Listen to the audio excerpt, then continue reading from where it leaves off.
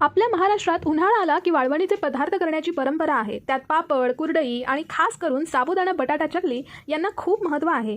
या चकल्या फक्त चविष्टच नाही तर उपवासातही खायला योग्य आहेत।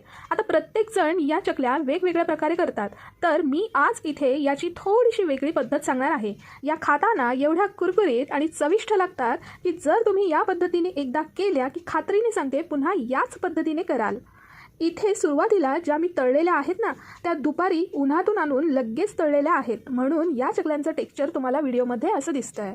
मी या चकल्या मुद्दामूनच दाखवायला ठेवलेल्या आहेत, कारण पुढे दुसऱ्या चकल्या पण तळलेल्या आहेत, म्हणजे दुसऱ्या नाही हो, त्याच चकल्या आहेत पण 2 दिवसांनी तळलेल्या आहेत। बरं, या चकल्या मी 1.5 किलोच्या प्रमाणामध्ये जवळजवळ केलेल्या आहेत। वाटतात ना एकदम मोत्यांच्या माळेसारख्या चकल्या, विषय आहे का? आणि या चकल्या बघू शकता मी पुन्हा 2 दिवसांनी तळलेल्या आहेत, तर भाई लुकच चेंज झाला ना। आणि हाताने तोडल्यावर तर सगळा भुगाच भुगा होतो। बघू शकता या चकल्या खाताना अजिबात दाताला चिकटत नाही, खायला तर विषयच नाही, खूप भारी लागतात। सगळ्यात आधी मी 1.5 वाटी साबुदाणे हे 2 ते 3 पाण्याने स्वच्छ धुवून वरती 1 इंच पाणी ठेवून रात्रभरासाठी भिजवून ठेवलेले आहेत। जसे आपण खिचडीसाठी साबुदाणा भिजवतो ना, अगदी तसा भिजवून घेतला आहे। साबुदाणा बघू शकता खूप छान भिजलेला आहे। आता 1 किलो बटाटे मी कुकरला 5 ते 6 शिट्ट्या घेऊन छान उकडून घेतलेले आहेत आणि पूर्णपणे गार करून घेतलेले आहेत। आता या बटाट्यांची सालं काढेपर्यंत सगळ्यात आधी मी साबुदाणा उकडून घेणार आहे। साबुदाणा भिजवलेल्याच पातेल्यात मी थोडं पाणी ॲड केलं आणि मग झाऱ्याने नीट सगळा साबुदाणा पाण्यातच सुट्टा करून घेतला। हीच मेन प्रोसेस असते, यामुळे साबुदाण्याचा प्रत्येक दाणा दाणा हा फुलतो। आता पातेलं मी मीडियम गॅसवरती ठेवलं। साबुदाणा फक्त ट्रान्सपरंट होईल एवढाच आपल्याला उकडून घ्यायचा आहे। आता यावेळेस मी यात जिरं घातलं आहे। आता यावेळेस जर कुणाला चिली फ्लेक्स घालायचे असतील तर त्यांनी इथे ते ॲड करा। एक 10 मिनिटं झालेली आहेत, उकळी आली आहे आणि साबुदाणा बघू शकता पूर्ण शिजलेला आहे आणि ट्रान्सपरंट झालेला आहे। आता गॅस बंद करून मी हा साबुदाणा लगेच चाळणीमध्ये घातला आणि नळाखाली धरला। पाण्याने साबुदाण्याचा सगळा स्टार्च हा धुवून घेतला। गार पाण्याने धुतल्यानंतर याची कुकिंग प्रोसेसही पूर्ण स्टॉप होते। आता धुतलेले साबुदाण्याचे टेक्स्चर बघू शकता किती छान शिजलेला आहे। चाळणीच्या खाली एक पातेलं ठेवून घेतलंय, म्हणजे एक्स्ट्राचं जे काही पाणी असेल ते निथळून त्या पातेल्यामध्ये पडेल।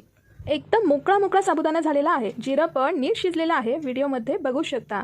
आता याला जरा गार होऊ द्यात। आता ही प्रोसेस होत असतानाच मी दुसरीकडे बटाटे सोलून घेतलेले आहेत। तुम्ही अगदी कोणतेही बटाटे घेऊ शकता। आता हे सगळे बटाटे किसणीच्या सहाय्याने किसून घ्यायचे किंवा स्मॅशरने बटाटे किसून झाल्यावर स्मॅश करून घ्या, मिक्सरला मात्र फिरवू नका।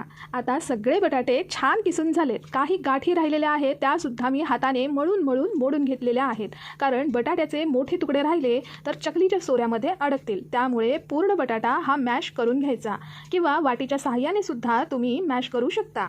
आता बटाट्याच्या मिश्रणामध्ये उकडलेला साबुदाणा घातला। साबुदाणा बघू शकता, झूम करून दाखवते।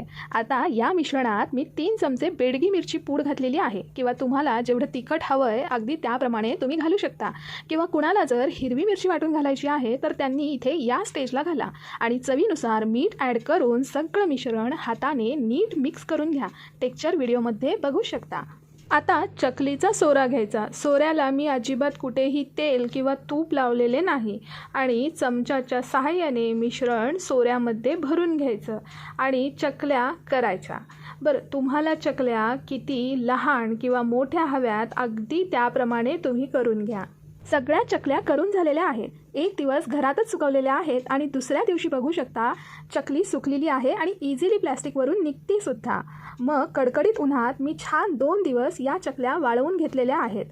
तुम्ही जी नेहमीची पद्धत करता ना त्यापेक्षा ही वेगळी पद्धत आहे, पण याचा रिझल्ट तुम्हाला 100% मिळेल आणि तुम्हाला अशा प्रकारच्या चकल्या खूप आवडतील। सो नक्की ट्राय करून बघा।